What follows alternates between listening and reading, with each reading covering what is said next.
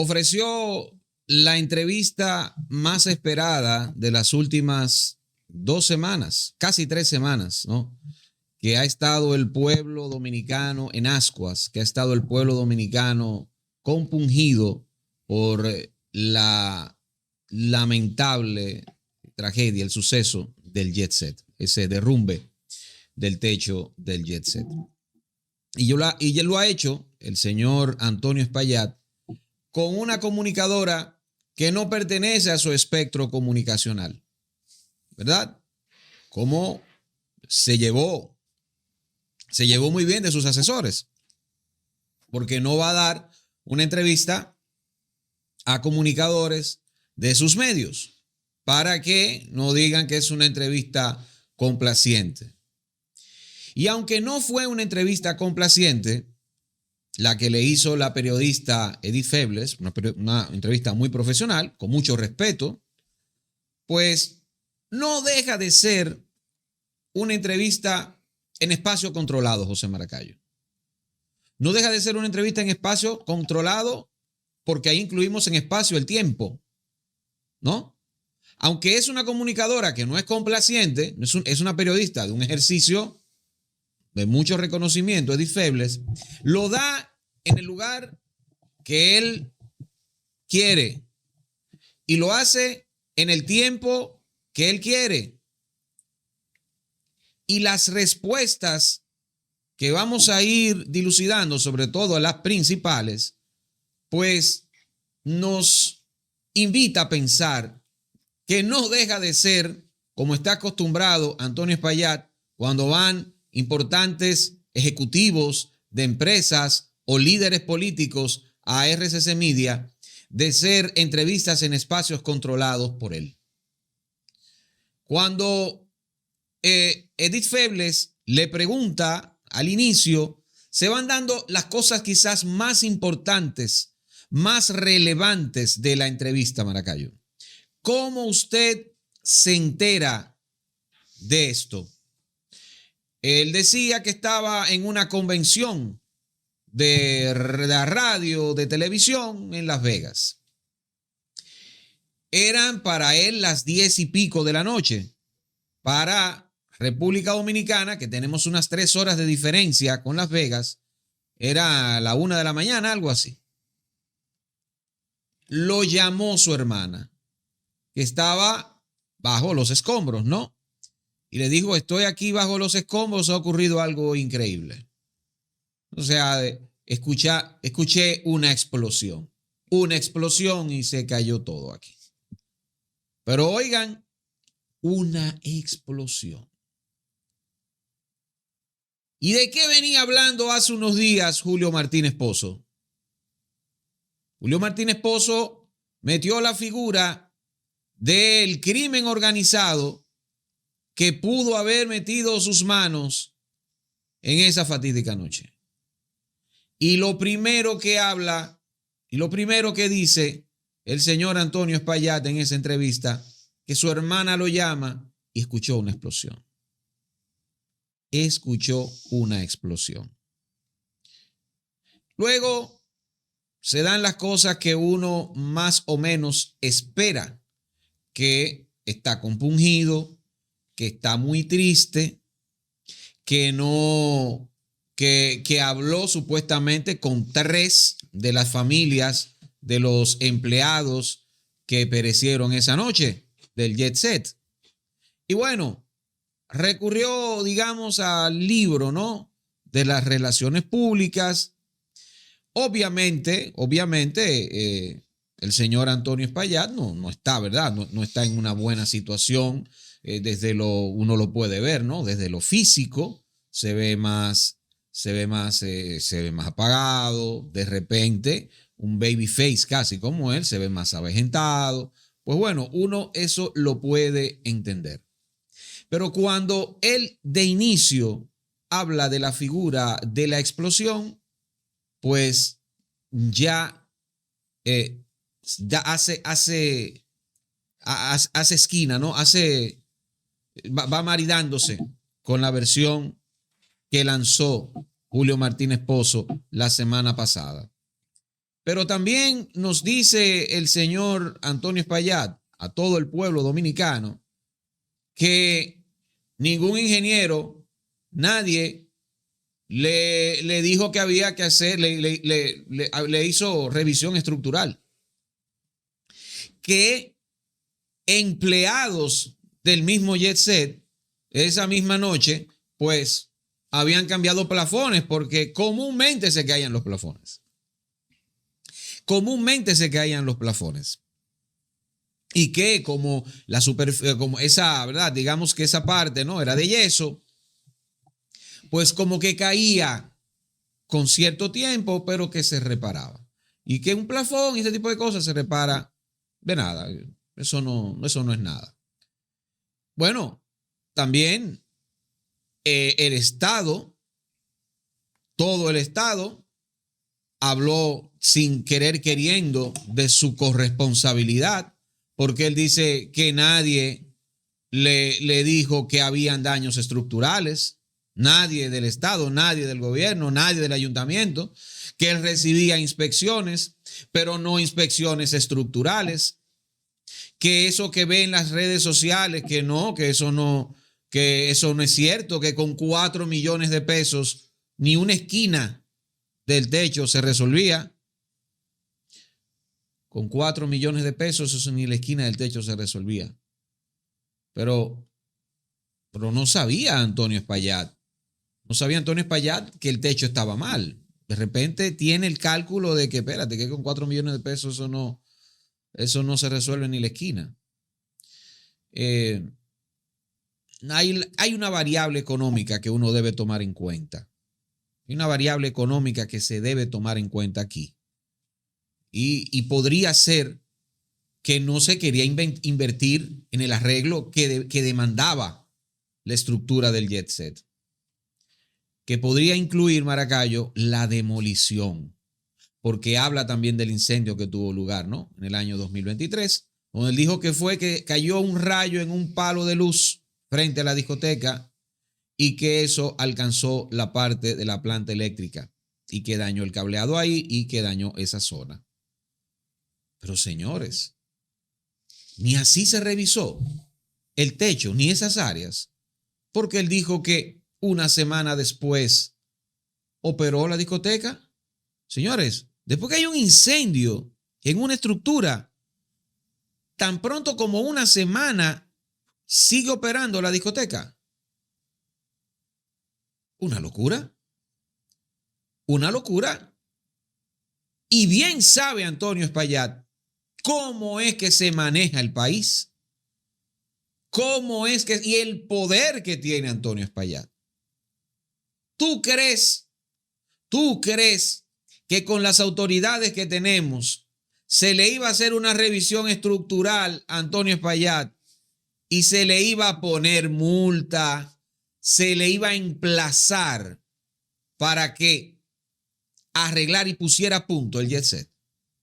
Pero tú crees que con las autoridades que tenemos, ustedes no recuerdan qué es lo que decía uno de los vecinos del Jet Set, de esa zona y del portal, que se cansaron de ir a la fiscalía y que en la fiscalía le decían, no, pero es que esa es la discoteca marca país. Se reían en la cara de ellos, lo dijo.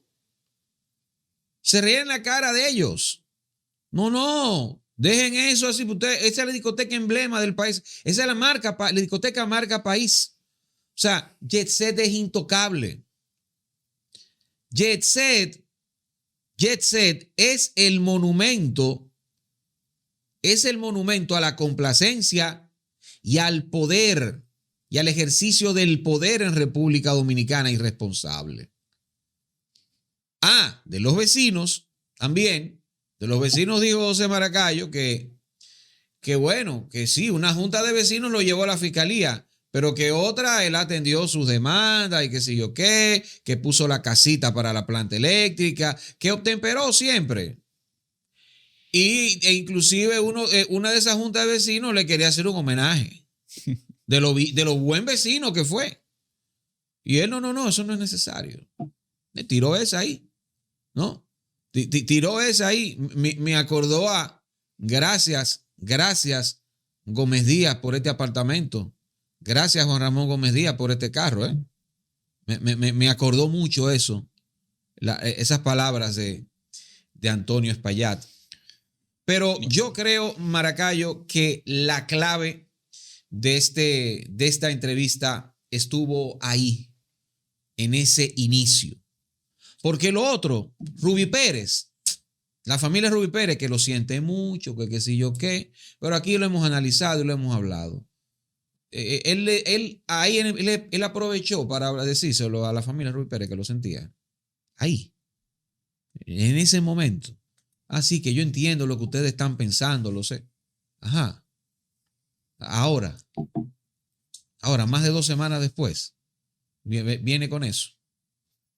Entrevista de ambiente controlado, no deja de ser una entrevista de ambiente controlado, no deja de ser una entrevista de relaciones públicas, y alegar desconocimiento, meter la figura de la explosión, pues nos indica que hay una estrategia de defensa ahí que está desplazando desde ya el señor Antonio Espaillat.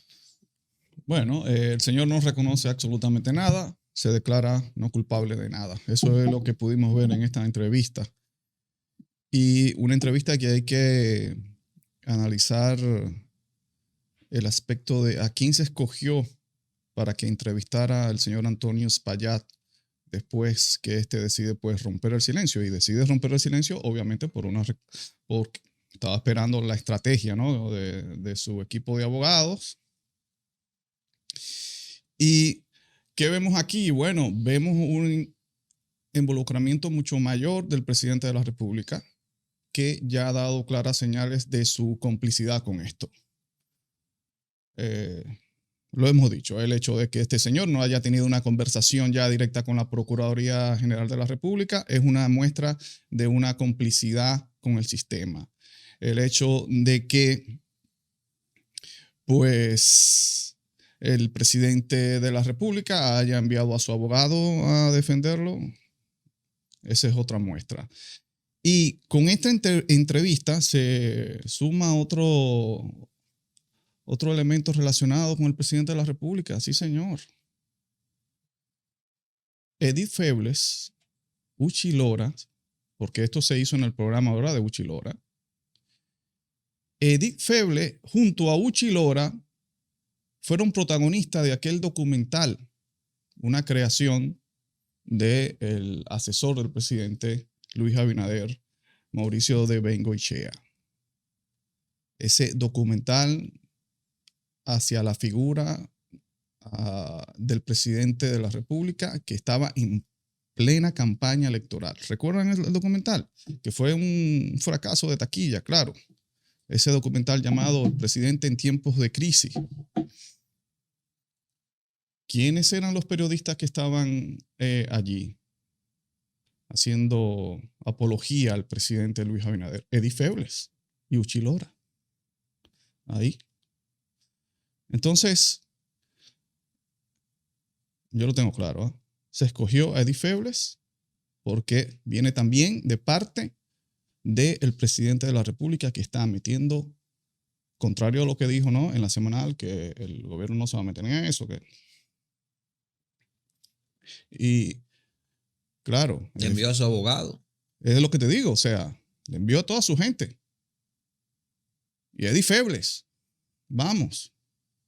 Ustedes nos recuerdan esa entrevista con Ochi Gómez de Edith Febles, que no lo dejó hablar cuando iba a hablar. Cambió de tema. Diablo, sí. Diablo, sí. No, entonces es que tenemos que, señores. Coño, tú tienes razón. Es verdad. No, y él no recordaba la de no, y además, es un periodista que se respete, ¿cómo se va a prestar para ese asunto de ese documental, violando todas las reglas y las leyes electorales y todo? O sea, un presidente en campaña y lanza un documental utilizando las instalaciones del Palacio Nacional, que está prohibido por ley. ¿Y recuerdas la foto? Una foto que se tomó de Bengoechea junto a Uchi Lora en un lugar. Sí, todo está conectado, man. ¿Me acuerdas de esa foto? Claro. Entonces, esa entrevista para mí estaba todo planeada y seguramente las preguntas fueron consultadas, fueron ensayadas y todo. Esto es un acto de la estrategia que utilizará la defensa de Antonio Espaillat, que es, sin lugar a dudas, el hombre es inocente de todo, no es culpable de nada. Y todo lo que se dijo ahí, o todo lo que Espaillat dijo ahí, venía ya trabajándose, como tú dijiste, lo de Martínez Pozo, esa declaración que Martínez Pozo dijo, esto puede ser un atentado criminal, porque como el Estado dominicano ha sido tan eficiente en contra del crimen organizado, pues el crimen organizado hizo un plan tipo las Torres Gemelas, ¿no? Por el simbolismo y todo, el jet set, donde se reúnen todas las clases, vamos a darle el golpe allí. Eso fue lo que quiso decir Martínez Pozo con esto de la explosión. A todas luces descabellado, pero que lo vemos confirmado aquí, cuando lo primero que dice Antonio Espaillat, mi hermana me llamó desde los escombros y me dijo que escuchó una explosión. La defensa va a trabajar eso por ahí. Y ya eso era parte de la avanzada, ¿no? La avanzada comunicacional. Que Martínez Pozo se hizo parte de esa avanzada, pero no solamente Martínez Pozo, sino el Diario Libre también formó parte de esa avanzada. Y ya ustedes saben todo lo que une a Antonio Espaillat con el Diario Libre, ¿no?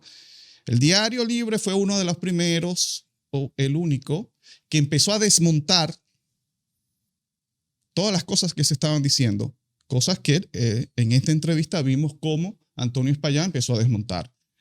Los aires acondicionados, eso no sé, esos eran los mismos de hace 30 años. Lo de la planta eléctrica estaba a un costado. Lo de las filtraciones, eso de los finos, eso era como una pintura. O sea, él dijo todo lo que el Diario Libre dijo que era desmontando todo ese asunto, ¿no? Aparte también, o sea, tú ves que en la entrevista se hace mucho énfasis en el dolor que siente Antonio Espaillat, ¿no? En su dolor. Me parece a mí que es parte de la estrategia de mostrarlo al público, ¿no? Como un hombre vulnerable. No, totalmente. Un hombre vulnerable, pero como por aquella Dios, novela, Los ricos también lloran. Claro, vulnerable, pero en teoría, no en acción. Porque este hombre, a la pregunta de ¿por qué usted no fue al lugar? Porque su seguridad estaba en riesgo. Bien, eso lo comentamos aquí, ¿no? Recuerda que dijimos, no, él seguramente va a decir que le recomendaron que no se presentara por su seguridad estaba en riesgo. Ahora, yo te voy a decir algo. Antes de la tragedia, la percepción en el público general, no en nosotros, que lamentablemente tenemos que estar enterados de muchas cosas, pero en el público general, la percepción que tenían de Antonio Espaillat, ¿cuál era?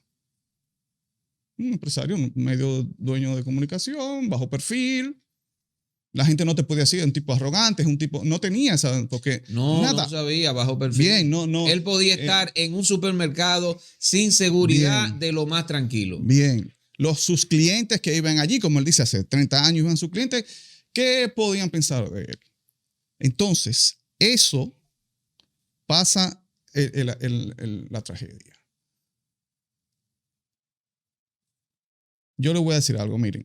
Las personas empezaron a tener esa percepción de poca empatía de Antonio Espaillat hacia la tragedia por su ausencia. Claro. Por su ausencia. Entonces, este señor llegó aquí inmediatamente al otro día o horas después de la tragedia. Él pudo presentarse allí. Él pudo presentarse. ¿Quién es el asesor que le va a decir, mira, no, te están esperando para lincharte ahí? Señores, nosotros horas después de la tragedia, nadie estaba pensando en que Antonio Espaillat era culpable de nada. Nadie. Es más, el sentimiento de la mayoría era Antonio Espaillat, una víctima más. O sea, le pasó esto a este señor en su negocio. O sea, es lo que todo el mundo estaba pensando. Las personas empezaron a cambiar de opinión cuando vieron sí, la indiferencia de este señor que graba un video grabado y pasan los días y nada. Y actuado. Por eso empieza, claro, evidentemente, después que pasan esos días y el tipo muestra esa actitud, claro que ahí si se presentan, ahí sí es verdad que podía pasar cualquier cosa. Pero no antes. No antes. Y además, otra cosa, a él ahí mismo le dice Eddie Feble si él se ha comunicado con con algunos familiares. Él dice, con 3 familias. Pero 3 familias que ellos se comunicaron conmigo, no que yo me comuniqué con ellos. Uh-huh. Empleados. No, fuera de los empleados. Él dijo bueno, 3 sí, familias sí, que perdieron, que ellos se comunicaron conmigo. Él no se comunicó con ellos, él no hizo la intención de comunicarse con ellos. Y aprovecha para decir eso ahí, diciendo, y esas 3 familias que se comunicaron conmigo, que perdieron hijos y todo, no van a proceder legalmente conmigo. Cuando habla de Ruby Pérez, nosotros criticamos aquí muchísimo en el momento que nos enteramos de que él nunca llamó a la familia de Ruby Pérez. Ruby Pérez, que fue la figura que hizo de esta tragedia algo mundial, ¿ah? Y decir la hija en esa entrevista, no, el señor Espaillat no nos ha llamado. Y yo te decía a ti, coño, yo no conozco la relación en ese momento de Ruby Pérez y Antonio Espaillat, pero siendo Ruby Pérez uno de los artistas que frecuentaba el Jet Set en sus presentaciones, yo no creo que esa relación se haya limitado a sencillamente el empresario que contrata a un artista y punto, ¿no? Yo creo que ahí, a través de los años, tuvo que haberse dado una relación más allá de eso. Y él mismo lo confiesa aquí, se lo confiesa Eddie Feble. Más de 30 años conociendo a Ruby Pérez, un gran amigo. Pero señor, no llama a su familia para darle pésamo, Entonces, ¿me estás viendo? O sea, toda esta entrevista Control de daño, mi hermano. Está basada en una mentira. Control de daño. Y señores, todo el que se preste para esta mentira, el pueblo dominicano lo está observando. Mira lo que hizo Ricardo Nieves. Él está consciente. ¿Ah? No, así que Ricardo Nieves sabe lo que viene y lo que se estaba armando. Así que Eddie Febles, pues yo pienso que hizo un servicio. Pero claro. Y porque el asunto del documental aquel que pudo haber sido de una forma muy sutil, yo sé que la gente como que no se sienta a analizar ese asunto, pero ya con esto, repito, todo el que se preste para tratar de seguir la intención a estas personas de no tengo nada que ver con eso, el pueblo dominicano le va a pasar factura. Y como yo digo, fue una entrevista muy respetuosa y uno puede decir que hasta extrañamente respetuosa porque era el momento y cortes sobran en las redes sociales de mostrarle a Antonio Espaillat, mire, usted no ha visto eso, mira lo que dice tal familia, mira lo que pasó con tal familia de Jaina, mira lo que dicen la familia de fulanito, y no de nombres sonoros, que si hablamos de nombres sonoros, Maracayo, ya por ahí viene una demanda fuerte contra él de una familia poderosa. Y eso lo podemos dilucidar en otra ocasión. Pero era como el momento de ella presentar cortes que interpelaran verdaderamente al señor Antonio Espaillat y lo sacaran de esa zona de tranquilidad y de confort que él tenía, porque era como que solamente él decir él lo que siente, decir cómo se siente. Eso fue sencillamente lo que vimos. Y recuerden, lo que dice Maracayo y la explosión. Esa es la intención y por ahí va la defensa. explosión. Nosotros no sabíamos que su hermana estaba debajo de los escombros hasta días después, Maracayo. Yo no estoy diciendo que eso fue mentira, ¿eh? Solo lo supimos hasta días después. Y eso obedece a una estrategia. A una estrategia. Y lo que decíamos. Si hay un negocio del que Antonio Espaillat es dueño, es de Jet Set. Y ahí lo dijo. Él y su madre, creo que son los propietarios de la compañía dueña de Jet Set. Eso sí yo lo creo.